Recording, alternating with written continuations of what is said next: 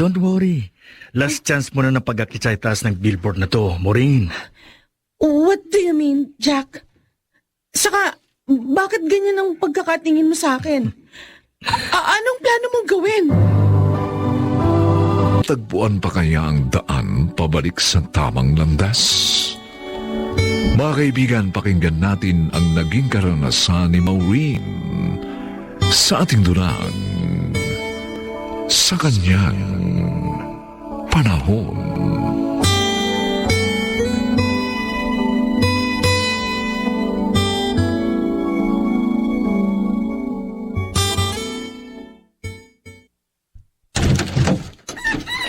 Madaling araw na. Bakit kayo ka lang umuwi? Saan ka nang galing? Bakit? Di ba sinabi sa inyo ni Ryan? Galing ako kay Nalani. May tinapos kaming project sa science. Pinakonta ko si Lani sa messenger kay Ryan. Hindi ka punta sa kanila. Grabe ka naman, Mom. Ano to?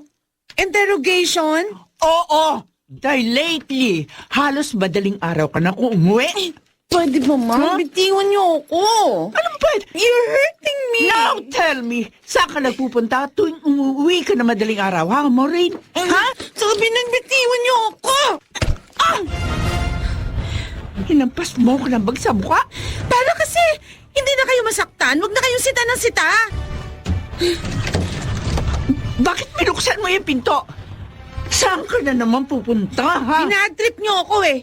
Kaya magpapalipas muna ako ng inis sa labas. Wait! Maureen! Magbalik ka rito! Delikado na sa labas sa ganitong oras!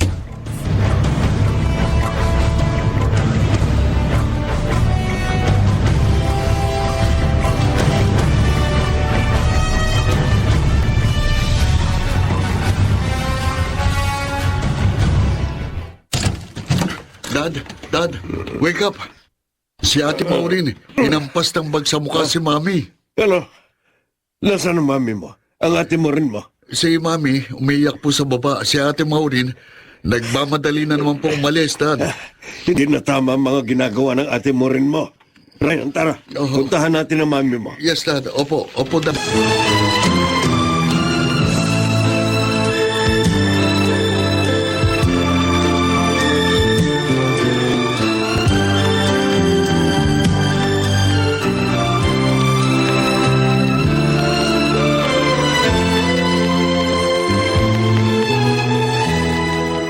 Jack!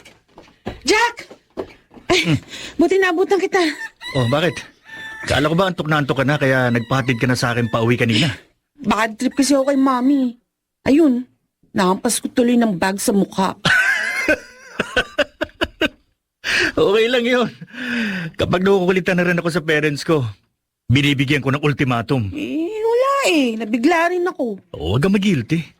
Para mawala yung asar mo, tara, sama ka sa akin. Ha? Dadaling kita sa isang lugar na tatapos sa lahat ng problema mo. Saan? Ha? Saan yung lugar na sinasabi mo, Jack? Rian, paano na tayo magkapatid? Ang may papayo ko sa'yo, alam mo, mabuti pa, makipag-break ka na kay Chuck hanggat wala pa nangyayari sa inyo. You don't deserve him. Marami nang nangyari sa amin, Lani. What? Bakit hinayaan mong may mangyari sa inyong dalawa? I don't know. It happened. Oh no. Mababawi ko pa ba yun? Oh, listen to me ha. Huwag mong sayangin ang buhay mo kay Jack. Miserable ang lalaking yun. Ginagamit ka lang niya para ma-overcome yung mga weakness niya. Lani. Magulo ang buhay niya. Gusto niya rin na maging magulo ang buhay mo.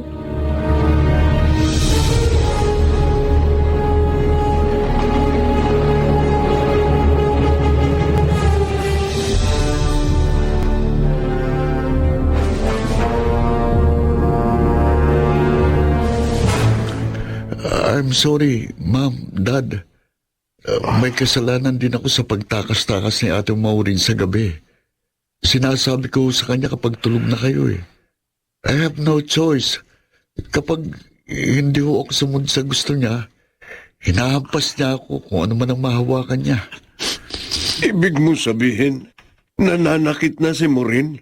Oh, Ang totoo, hindi lang yung paghampas niya sa akin ang bagang unang pagkakataon sinaktan niya ako, Cesar. Maraming beses na. Lalo na kapag nakukontra ko yung gusto niya.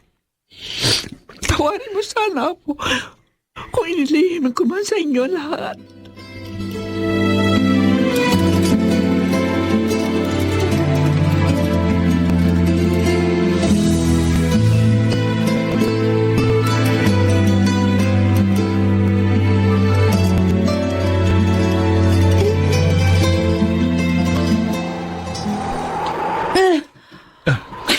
Di ko talaga kayang tumingin sa baba kapag nandi tayo sa tuktok ng giant billboard na to, Jack.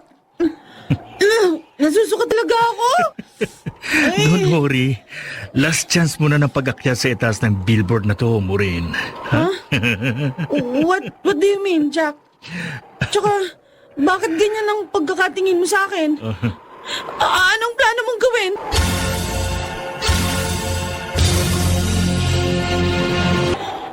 Maureen, magbalik ka rito. Huwag mo akong dayain. Ang sabi mo, sasamahan mo akong tumalo mula sa itaas ng billboard na to. Go home, Jack! Humingi ka ng tawad sa parents mo.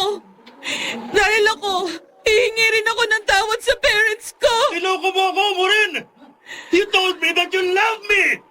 Dahil ang akala ko mahal mo rin ako. Pero hindi pala. Makasarili ka. Gusto mo sa'yo lang umiikot ang buhay ng mga tao sa paligid mo.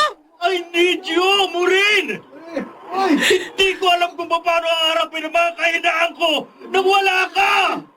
Umuwi ka na sa parents mo, Jack. Hindi pa huli ang lahat. Para magbago ka.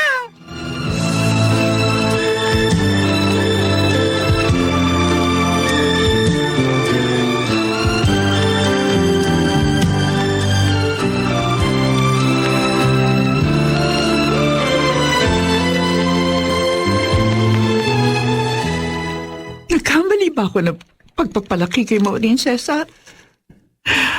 Lumaki akong physically abused dahil alcoholic si Mama.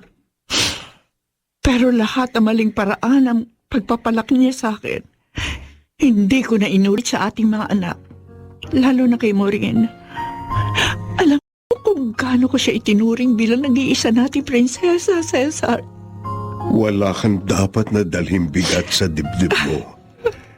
Dahil pinalaki mo siya ng buong pangunawa at pagmamahal.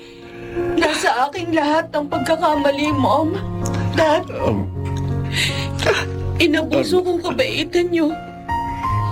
All the while, pinaniwala ko sa sarili ko na tama lahat ng ginagawa ko.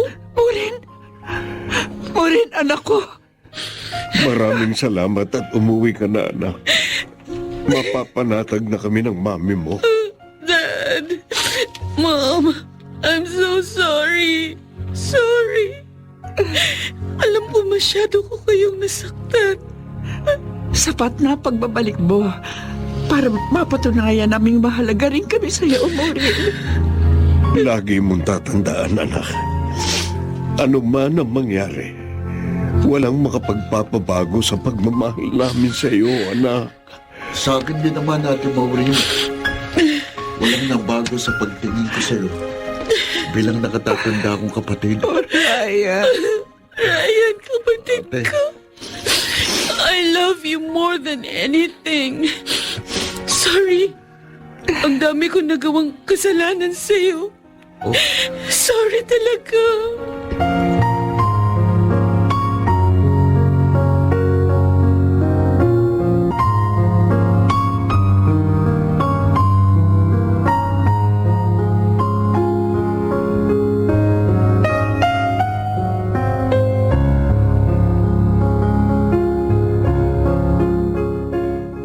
Maureen, nabalitaan mo na ba?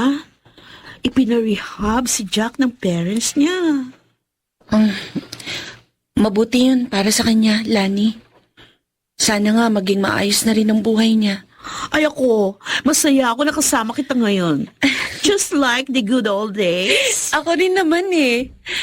Lalo na, napatunayan kong even at my worst, hindi mo ako iniwan, Lani.